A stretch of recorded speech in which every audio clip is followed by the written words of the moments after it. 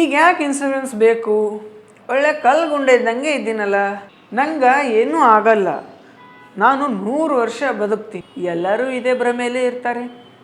ಎಷ್ಟೋ ಸರ್ತಿ ಆ ಹೇಳಿದ ಮನುಷ್ಯನೇ ಮಾರನೇ ದಿನಕ್ಕೆ ಇರಲ್ಲ. ಸ್ನೇಹಿತರೆ, ತುಂಬ ಜನ ಇನ್ಸೂರೆನ್ಸ್ಗೆ ಬೈತಾರೆ.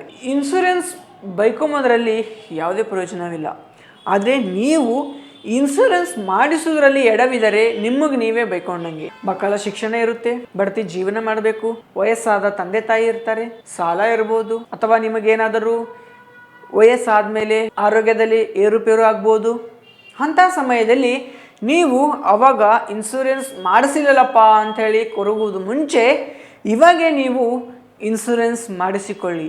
ಸ್ನೇಹಿತರೆ, ನೀವು ಕೂಡ ಇನ್ಸೂರೆನ್ಸ್ ಮಾಡಿಸಬೇಕಂತ ಅಂದುಕೊಂಡಿದರೆ ಕೂಡಲೇ ಆಳನ್ ಚೆಕ್ ಪೋಸ್ಟ್ ಹತ್ತಿರ ಇರುವ ನಮ್ಮ ಸಮಗ್ರ ಅಭಿವೃದ್ಧಿ ಜನಸೇವೆ ಕೇಂದ್ರಕ್ಕೆ ಬಂದು ಭೇಟಿ ನೀಡಿ ಇನ್ಸೂರೆನ್ಸ್ ಮಾಡಿಸಿಕೊಳ್ಳಿ. ಮುಂದಿನ ದಿನಗಳಿಗಾಗಿ ನೀವು ಹಣವನ್ನು ಉಳಿತಾಯ ಮಾಡಬೇಕಂತ ಯೋಚನೆಯಲ್ಲಿದ್ದರೆ ಇನ್ಸೂರೆನ್ಸ್ ಮಾಡಿಸಿಕೊಳ್ಳಿ. ಧನ್ಯವಾದಗಳು.